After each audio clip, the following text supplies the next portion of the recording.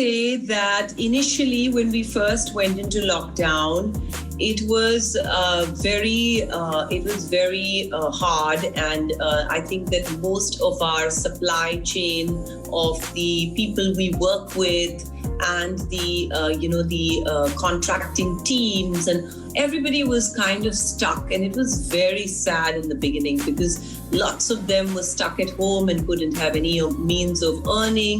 So I think that initially it was the whole community, I would say, of the workers and the designers, even the designers were a little bit like, it was hard for them to kind of like earn. And that's where I think companies like us and, a lot of companies, we had to really help our teams and make them kind of like stay in a certain zone of being even to stabilize and to even kind of sustain. So initially, I must say the interior world was affected a lot. People were not even interested to do anything.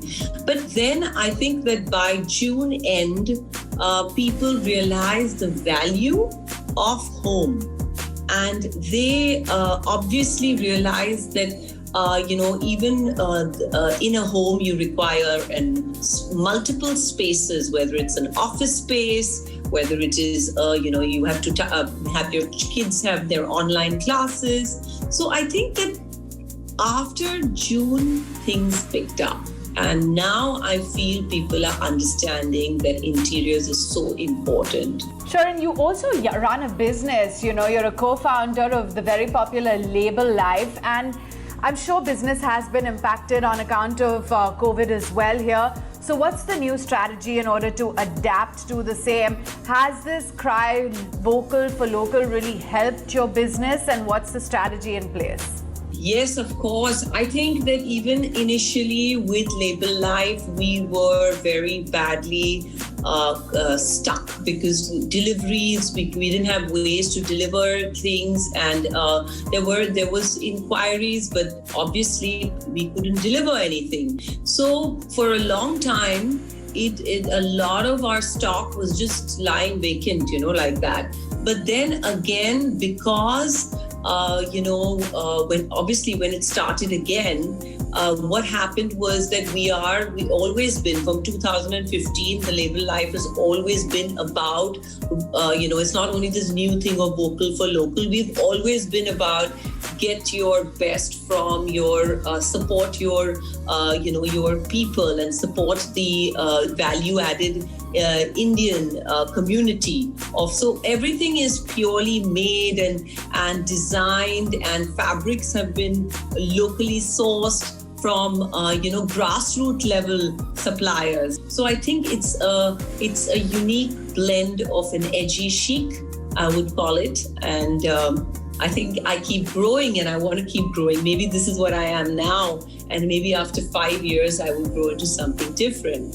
So I think that's my whole journey, is about constantly growing and being open to just absorb like a sponge.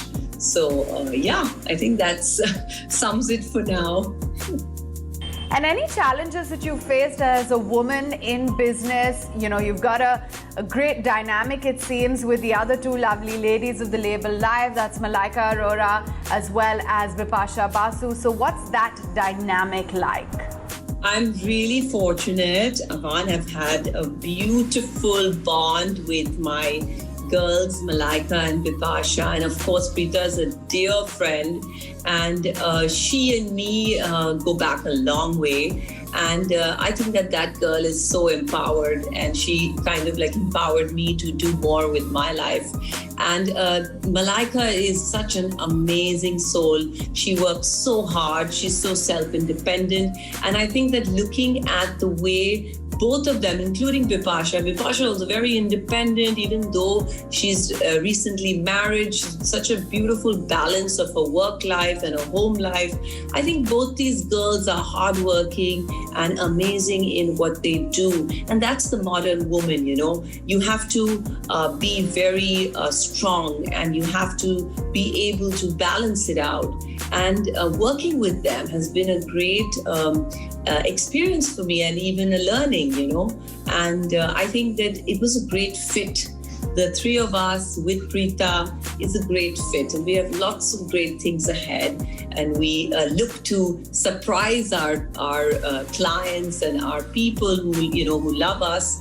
And yes, I think that the challenges, if I have to talk about the challenges, yes, there were challenges. Initially in my business, there was always a challenge saying that just because you come from a celebrity, I will make those, signs, because I think that I'm not only just a celebrity designer. I have studied it, I have worked it, I have a body of more than 15 to 18 years in this industry. So initially when somebody meets me, there used to be that, thought that, oh, is she just, a wife who's trying to do this as a career? But that I broke, because I think that it was my body of work over the years in my charcoal project and the projects that we were delivering and all that we were doing. And I think that I broke that illusion that no, just because I come from, a very good family and a background, it doesn't mean that everything was given to me on a platter. I had to work really hard for it. And whatever I've done today is because of a combination of my team, the people who work with me in charcoal, and my effort together. So I think that, it's very easy to just look at somebody and say that, oh, she has it all. And that was the thing that I had to initially, in fact, it gave me an impetus to work harder and to create more, because I knew that I don't want people to look at me as just that lucky girl who's got it all, because it's not about luck. It's about hard work. It's about getting your hands dirty, getting down there and doing what you have to do. So I think that initially all those fallacies were erased from people's minds. And today, by the grace of God, because of my body of work and because of the support of all that my clients, I've reached a certain level of, everybody understanding what my authenticity is.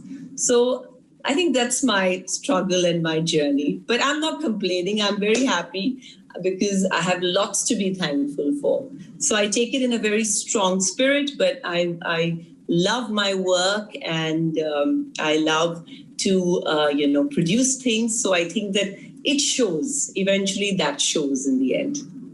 Well, we wish you all the very best, Sussanne. Thanks much for joining us.